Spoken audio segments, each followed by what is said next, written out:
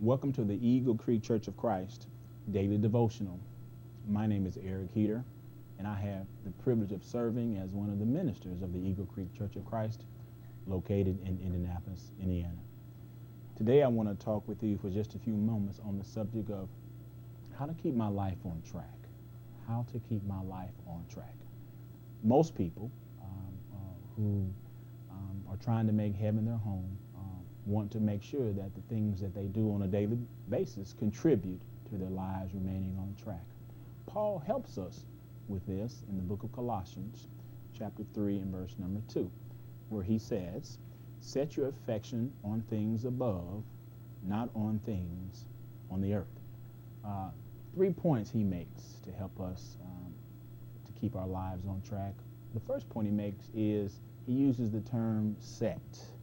And when you think about something being set, if you think about it in depth, you realize how important that is. How important is it for our lives to be set? Well, let's just think about a few things that we do set. When a 100-yard dash runner is about to take off, the starter race says, "On your mark, get set." Set is very important. A runner that doesn't get set is unlikely to have a good start. And a runner that doesn't get set is unlikely to have a good finish. So it is with our lives. If we don't have our affections set, then we're prone not to have the kind of life that we want. Also, have you ever known anyone that broke their arm? If you have a broken arm, you'll go to the doctor. What the doctor will do is he'll first set your arm. He'll put it back in place. Now, the individual that says, "Well, doctor, that's all right. Don't set my arm. Just leave it just like it is. It'll be all right." That person will very shortly come to understand that they wish they would have had their arm set. So now we're understanding how important it is for us to have our lives set on God if we're going to keep our lives on track. What about, have you ever seen someone pour concrete and they place signs around it saying, "Don't walk on it. Concrete is drying." What if someone says, "Oh, it doesn't matter. I can walk on this concrete now. It's all right." Well, you normally see what happens when someone has walked on concrete that wasn't dry. You see a footprint. You see it splattered. And so if you can think about our lives that we choose to not have set on God, we can see the danger in that. What about a lady's hair? Oftentimes a lady will go to the beautician and you find her under a dryer.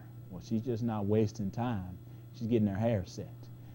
Now, I've seen a woman who went to the beautician and got her hair set, and she looked very beautiful.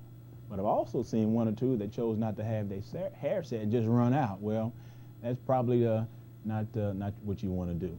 But I'm just trying to help us understand how important it is to have our affections set. And then Paul talks about affection.